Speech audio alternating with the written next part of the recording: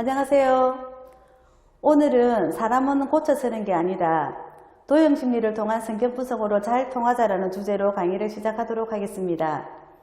학습 내용으로는 첫 번째, 노후 준비의 필요성, 두 번째, 인정하자, 세 번째, 내가 변하자라는 주제로 한번 진행해 보도록 하겠습니다.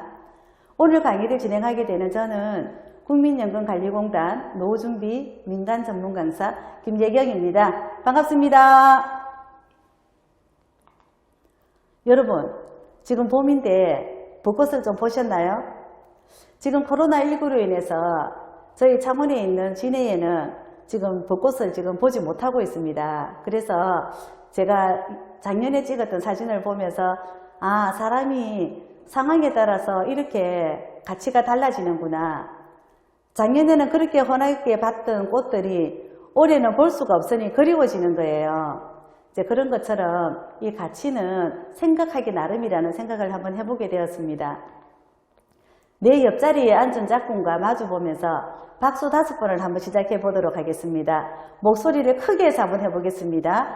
박수 5번 시작! 하나, 둘, 셋, 넷, 다섯. 아우, 정말 잘하십니다. 우리가 처음 만난 관계이다 보니 조금 서먹할 수가 있는데 이제 어떻게 좀 통하셨나요? 아유, 통하셨으면 됐습니다. 이제 한번 가보도록 하겠습니다. 오늘 제가 강의를 하게 되는 것은 국민연금관리공단 중앙노후준비지원센터 노후준비지원법에서 노후서비스 영역으로 재무, 건강, 여가, 대인관계를 강의하게 되겠습니다. 그런데 오늘은 대인관계를 다룰 것입니다. 그러면 간략하게 노후준비지원법이란 과연 뭘까요? 제정 이유를 살펴보니까 국민의 행복한 노후 생활을 지원하고 고령화에 따른 사회적인 비용을 절감하기 위해서 마련된 제도적인 장치라고 말합니다. 그러면 노후준비서비스 제공자의 금지 행위가 있습니다. 노후준비지원법 13조를 살펴보면 특정 회사 및 또는 그 임직원에게 특정 회사의 법령 상품을 알선 및 소개하는 것을 금지하고 있습니다. 14조를 살펴보면 업무 수행 과정에서 알게 된 정보를, 즉 개인정보를 유출하면 안 된다, 이렇게 알고 있습니다. 그래서 여러분들 오늘 여기서 강의 들으시고 만족도 조사까지 하시더라도 개인정보 유출은 없으니 걱정 안 하셔도 되겠습니다. 노후준비의 필요성에 대해서 말씀을 드리겠습니다. 노후준비 필요하다고 생각하시나요? 아니면 나는 노후준비가 필요 없다라고 생각하시나요? 네, 두 가지의 의견이 나왔습니다. 한번 보도록 하겠습니다. 노후준비를 왜 해야 되냐고 살펴보니까 기대수명이 길어지면서 은퇴 후에 시간이 길어졌기 때문입니다. 누가 해야 될까요? 직장을 다니는 남편이 있으면 남편만 하면 될까요? 아닙니다. 우리 모두가 노후준비를 해야 됩니다. 언제부터? 늦었지만 지금부터 하셔야 되는 분은 지금 당장 시작하셔야 됩니다. 무엇을 해야 될까요? 네, 재무, 건강, 여가, 대인관계, 이렇게 4개의 영역을 준비하시면 노후가 윤택하게 맞이할 수 있답니다. 어떻게 하면 되나요? 나의 노후 수준을 점검 후에 계획을 세워서 실천을 하게 되면 좋을 것 같습니다. 어디에서 도움을 받나요? 지역노후준비지원센터 국민연금지사에 방문을 하시면 나의 노후 수준을 점검해 주십니다. 달려가야 되겠죠? 네. 노후준비 영상 자료를 제가 준비해 왔습니다. 한번 보시도록 하겠습니다. 보시니까 어떻습니까? 우리의 노후는 준비가 잘 돼 있다고 생각하시나요? 불안하신가요? 네. 한번 이제 한 개의 영역을 살펴보도록 하겠습니다. 이제 노후 준비는 언제 할까요? 네.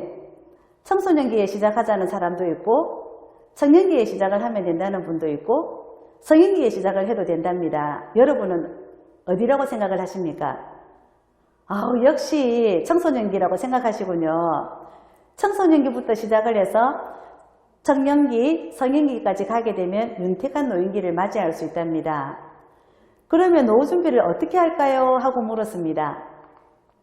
예전의 노후 준비는 학습과 일, 여가를 그때그때 필요할 때 하기 시작했습니다. 그러다 보니 정작 노인이 되고 나니 어떻게 내가 여가 활동을 할 줄을 몰라서 불안한 노후가 되어 있더라고요. 그런데 지금은 윤택한 노후를 위해서 어떻게 학습과 일과 여가를 출생과 동시에 자기가 잘하는 것을 찾아서 열심히 학습을 하다 보면 내가 좋아하는 일을 하게 되고 그러면 윤택한 노후를 맞이할 수가 있습니다. 두 번째, 인정하자 있는 그대로. 당신이 성공한 비밀은 무엇입니까? 라고 미국의 카네기 재단에서 5년간 성공한 사람들에게 물었습니다. 85%를 대답한 것이 있었습니다. 그 85%는 무엇이었던 것 같습니까? 인간관계를 잘했기 때문입니다. 그래서 이번 시간에는 4개의 영역 중에 다룰 것이 대인관계입니다. 인간관계를 잘하기 위해서는 그 사람의 기질을 알아야 되고 그 사람의 성격을 알아야 되고 그 사람의 인격을 알므로써 대인관계를 잘할 수 있습니다. 그러면 기질을 한번 살펴보니까 기질은 변하지가 않는답니다. 내 몸의 성질이며 유전이며 본성이다. 그래서 절대 바뀔 수 없다. 그런데 성격은 어떻습니까? 본인의 기질의 환경에 따라서 성격이 변화할 수가 있습니다. 그리고 인격은 어떻습니까?